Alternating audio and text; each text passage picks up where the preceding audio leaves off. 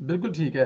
اچھا، ایک خبر اور بھی لندن سے سننے میں آ رہی ہے، جو شہباز شریف صاحب کے خلاف جنہوں نے خبر چھاپی تھی ڈیلی میل والے، انہوں نے بھی شہباز شریف صاحب سے معافی مانگ لی. یہ بھی خبر چل رہی ہے، اس کے بارے میں کچھ تحقیقات ہوں آپ کے پاس؟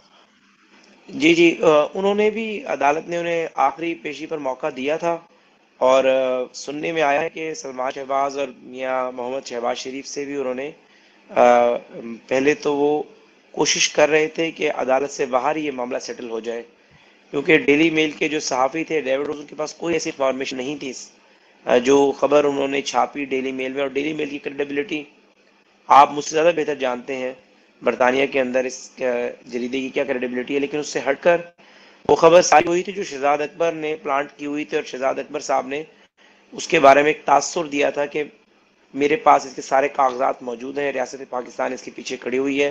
حالانکہ اتوار والے دن ڈیفٹ والوں نے اپنا دفتر کھول کر اس خبر کی نہ صرف تردید جاری کی، بلکہ ایک لمبا چوڑا برٹش ہائی کمشنر نے میاں شہباز کو چند دن بعد خط بھی لکھا تھا، جس میں ان کی خدمات اور جو برٹش گورنمنٹ کے پروجیکٹس تھے برٹش ہائی کمشنر کے توسط سے جو پنجاب حکومت میں چل رہے تھے، اس کو بھی اپریشیٹ کیا گیا.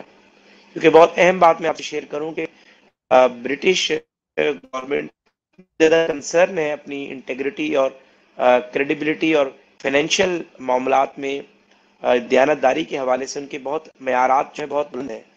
اس لیے انہوں نے سندھ کے اندر پچھلے 10 سالوں کے اندر وہ بہت سارے پروجیکٹس برٹش گورنمنٹ کے چل رہے ہیں وہاں پر، لیکن وہ کافی زیادہ جو پروجیکٹس تھے انہوں نے اس کی تعداد پنجاب میں بہت زیادہ بڑھا دی تھی، میاں شہباز شریف کی صرف اور صرف ساکھ کو دیکھتے ہوئے کہ ہوں. میاں شہباز شریف کی انٹیگریٹی اور پنجاب کے اندر جو شفافیت تھی.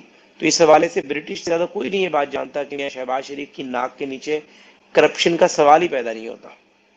بالکل ٹھیک ہے. چل سرے